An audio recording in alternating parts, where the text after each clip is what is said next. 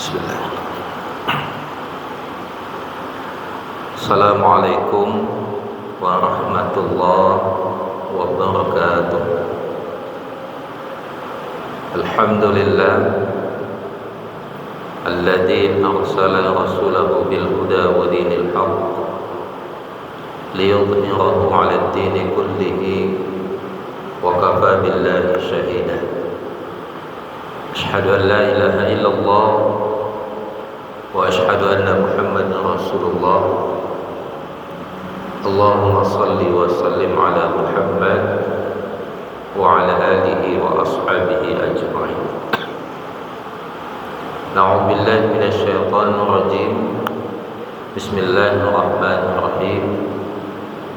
Man 'amila shalihan min dzakarin aw unsa wa huwa mu'min falanuhyiyannahu hayatan thayyibah wa lanajziyannahum ajrahum bi ahsani ma kanu ya'malun. Shadaqallahul azim. Surat An-Nahl ayat 97.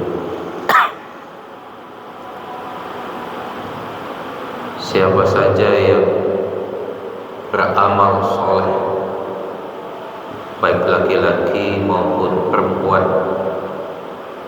dan dia dalam keadaan beriman, maka pasti akan kami berikan kehidupan yang baik, dan pasti akan kami berikan pahala yang lebih baik dari apa yang telah mereka kerjakan.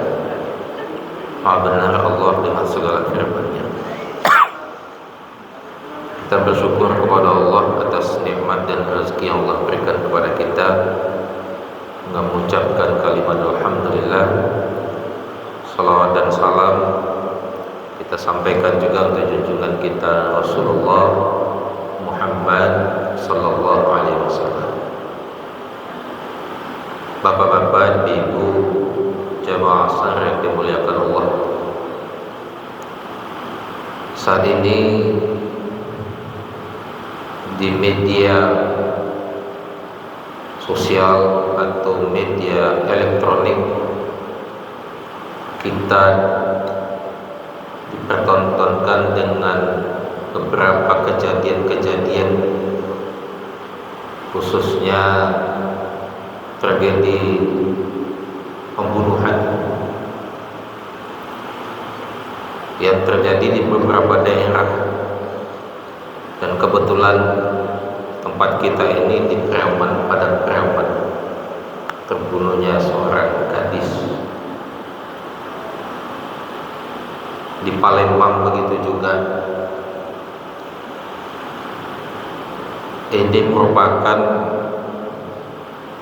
peristiwa yang menunjukkan bahwa keadaan kita memang sedang tidak baik. Karena ini juga menjadi perhatian bagi orang tua terhadap anak, penculikan dan segala macamnya. Yang kedua, bahwa kejahatan itu juga terjadi dalam bentuk yang lain, adanya pemerasan dalam berbagai levelnya yang meresahkan, menjadikan orang tidak nyaman hidupnya. Itu bagian dari kejahatan, karena dia menimbulkan kesengsaraan bagi orang lain. Di sisi lain, kalau kita lihat, orang yang melakukan kejahatan tersebut dia punya agama, dan kalau dia punya agama, di situ ada iman. Persoalannya adalah ketika dia melakukan kejahatan itu, di mana posisi imannya? Sebab di dalam Al-Quran kata-kata iman itu dikontraskan dengan kata-kata kekufuran. Kekufuran itu keingkaran kepada Allah. Iman itu ketaatan kepada Allah. Karena itu karakter iman dalam diri seseorang, dia harusnya mendorong untuk melakukan kebaikan. Adanya iman dalam diri seseorang, iman itulah yang akan menuntun dia melakukan yang baik. Tapi ketika melakukan kejahatan, maka di situ sebenarnya imannya tidak ada. Karena yang menguat adalah kekufuran. Nah, kekufuran itu merupakan sumber dari kejahatan.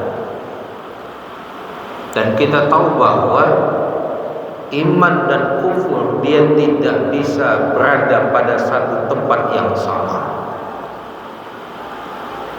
Kalau seseorang ketaatannya menguat, berarti di situ dia terhindar dari kekufuran. Kalau perbuatan seseorang banyak kejahatannya, banyak merugikan orang lainnya, banyak maksiatnya, maka di situ sebenarnya imannya sedang hilang.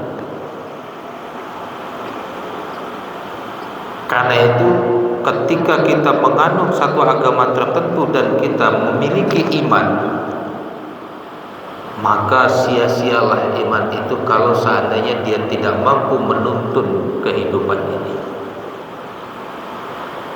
Dan Allah memastikan bahwa baik atau tidak baiknya kehidupan kita ini ditentukan oleh iman itu. Inilah yang dipastikan oleh Allah di dalam surat An-Nahl ayat 97. Man 'amila shalihan min zakarin aw unsa wa huwa mu'min falanuhyiyannahu hayatan thayyibah. Siapa saja yang beramal saleh, kata Allah, laki-laki atau perempuan, wa huwa mu'min, dan dia dalam keadaan punya iman, falanuhyiyannahu hayatan thayyibah, maka pasti akan kami berikan kehidupan yang baik. Di dunia, kehidupan yang baik itu ada kenyamanan hidup. Kehidupan yang baik itu ada ketentraman kehidupan, baik kehidupan sosial, kehidupan ekonomi, kehidupan politik. Tetapi kalau seandainya imannya tidak ada, maka tentu secara otomatis kesengsaraan yang akan muncul. Apa dampak dari peristiwa terjadinya pembunuhan di Padang Perawan? Ini setidaknya menggambarkan bahwa disitulah kemudian muncul ketidaktenangan kita. Orang tua khawatir. Dulu orang mengatakan pusat kejahatan itu terdapat di kota, tapi sekarang tidak lagi. Kenapa? Ada orang mengatakan ini karena faktor ekonomi, ini karena faktor sosial, ini karena faktor politik, yang semuanya itu berasal dari luar dirinya. Kalau segala sesuatunya dipengaruhi dan ditentukan oleh di luar dirinya, maka yang menjadi pertanyaannya adalah apa yang menjadikan pengendali dalam dirinya? Maka disinilah sebenarnya iman.